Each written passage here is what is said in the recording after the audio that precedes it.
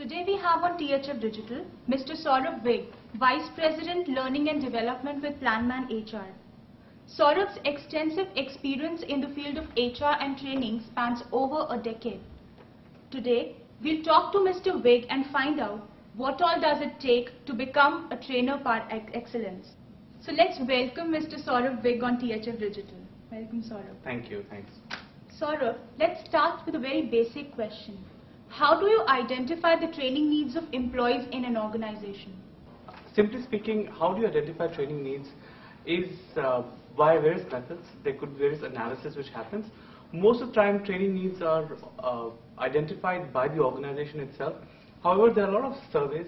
There are a lot of ways how you can evaluate behavior.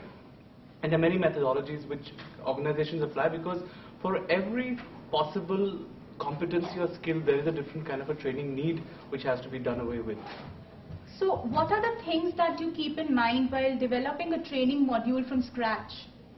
Okay, if you use the word scratch, what we say is when we develop a training module for people, how we do it is, first of all, identify the training needs, which I've already spoken about before. Second is that we do a pre-assessment. Then after that, on the basis of pre-assessment, we develop the program. And then on basis of the delivery of the program, we also figure out what should be the mid-assessment and the post-assessment. And then what assess long-term was the most effective word in that statement you've made. What I say is that looking at ROI of training in the long term, it can be measured by various things. For example, I'll take something as simple as a communication skills workshop. Now, if the organization has gone through a communication skills workshop and gone ahead and won projects because of the great client interactions or the mails they have had with their clients, I think that's the ROI. If I could take something as advanced as a sales workshop. Now, sales workshop is direct ROI. The moment people attend a workshop like this, they're able to see the results immediately. So ROI for various workshops can be measured over the long term by seeing how people have evolved and how they've applied these learning to business. So the most important ROI to see is, are people applying the training to their business? Saurabh, one last question to you.